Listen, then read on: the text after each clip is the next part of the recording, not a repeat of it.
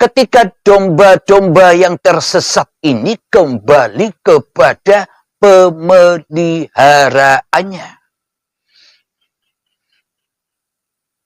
Diilustrasikan kebanyakan kisah-kisah para nabi, kisah-kisah para rasul itu mengembala domba. Apa maksud dan tujuan ilustrasi yang diceritakan di dalam Al-Quran itu? Kebanyakan para nabi, para rasul itu menggembala domba. Karena mereka, beliau-beliau, para nabi dan para rasul sudah bisa menggembalakan hawa nafsunya. Bisa menjaga hawa nafsunya hingga tidak menjadi Tuhan lagi di hatinya. Jadi gembalaannya, jadi dombanya tidak tersesat, tidak lepas dari pemeliharanya. Jadi tariklah domba-domba yang tersesat ini. Siapakah domba-domba yang tersesat ini selama ini? Ya diri kita sendiri ini loh domba. Di dalam Al-Quran, barang siapa yang memperturutkan hawa nafsunya di hatinya, maka derajatnya di sisiku tak lebih rendah daripada hayawan. Berarti yang dimaksud domba yang tersesat itu ya awake dewe. Kita sendiri inilah domba yang tersesat selama ini dari yang punya, dari yang memeliharanya. Alhamdulillahirrabbilalamin. Mari kita bersama-sama mengkaji, membongkar rahasia bagaimana caranya agar hati ini bisa sampai seperti kilat melewati siratal mustaqim. Langsung menuju Allah. Kapan? Sekarang, bukan nanti.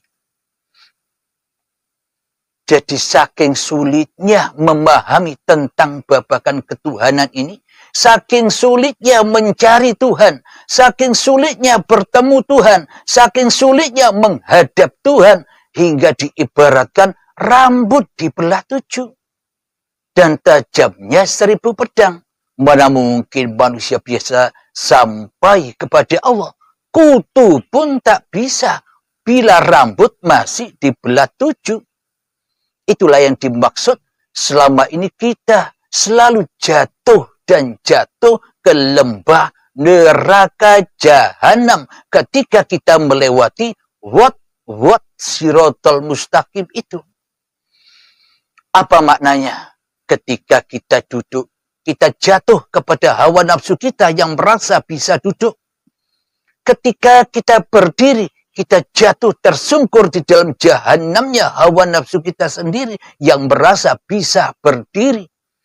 Ketika kita sholat, kita jatuh tersungkur dan terbakar di dalam jahanamnya hawa nafsu kita sendiri yang merasa berkuasa atas seluruh sholat-sholat kita sejak akil balik sampai setua ini. Kita melewati jatuh, terpleset dan jatuh kepada neraka jahanam dan dibakar di dalamnya ketika kita beribadah yang mana di dalamnya masih teraplikasi li nafsi, dirikulah yang melakukan ibadah ini. Sehingga aku berharap-harap kebanggaan di dalamnya. Sehingga aku berharap-harap kemuliaan di dalamnya. Sehingga aku berharap-harap pahala di dalamnya. Sehingga aku berharap-harap surga di dalamnya. Dan sehingga aku berharap-harap semoga terkabul apa yang ku cita-citakan. Ini kan jalan kita selama ini. Kita terpreset ke situ. Kita terjerumus ke situ. Dan kita tersesat di dalamnya. Kenapa? Karena kita masih menjadi setan yang terkutuk. Yakni hati yang sombong. Karena kita selama ini, yang kita tahu di dalam hati kita hanya kita sendiri. Maka kita tak peduli oleh keberadaan yang lainnya di hati kita. Contoh, kita menyatakan dalam hati kita selama ini bahwa setan itu gaib. Tak nyata setan itu. Siapapun orangnya, siapapun kiainya, siapapun orangnya pasti mengatakan setan itu gaib yang paling wujud. Aku sendiri di hatiku. Pasti semua orang bilang begitu di hatinya. Lebih wujud mana antara setan dan diri kita di hati kita? Kan lebih wujud diri kita. Alhamdulillahirabbil alamin. Akan tetapi firman Allah mengabadikan di dalam Al-Quran. Inna syaitana lakum aduwwum mubin. Sesungguhnya syaitan itu adalah musuh yang nyata bagimu. Nah, coba kita cermati di dalam hati kita masing-masing. Siapa yang lebih wujud dari alam semesta ini di hati kita? Allah atau Anda? Bila yang wujud di dalam hati kita, kita sendiri, itulah setannya, bro. Itulah dajjalnya, bro. Itulah Ya'juj wa Ma'jujnya, bro. Itulah kekufuran. Itulah kedoliman. Itulah kejahiliaan di dalamnya. Jadi selama ini kita jadi setan tapi rakroso. Kita jadi penyakit tapi rakroso. Karena apa? Karena setan dengan sombongnya selalu menyesatkan manusia kita. Juga merasa sombong daripada yang lainnya. Diri kita merasa lebih bangga dan mulia atas diri kita sendiri daripada yang lainnya di hati kita. Itulah kesombongan-kesombongan. Itulah sifat-sifat setan yang tak mau sujud kepada sang penciptanya. Wahai malaikat, malaikat diutus bersujud, sujudlah kepada Adam. Malaikat tahu bahwa dirinya hakikatnya tidak ada, ya sujud saja. Karena malaikat makhluk yang haus dengan pengabdian kepada Tuhannya, ya manut wae. Karena memang hakikat malaikat itu Adam, hakikat malaikat itu raono, kejaba uripe Allah, ya manut wae malaikat. Sujudlah malaikat, leburlah malaikat di dalam uripe Allah, di dalam keadamannya, di dalam tak merasa ada diri malaikatnya kecuali Tuhannya di hati para malaikat-malaikat itu.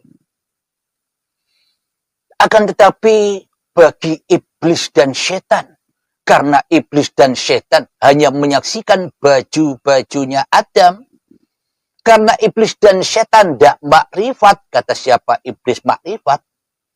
Iblis paling makrifat, kata banyak orang begitu.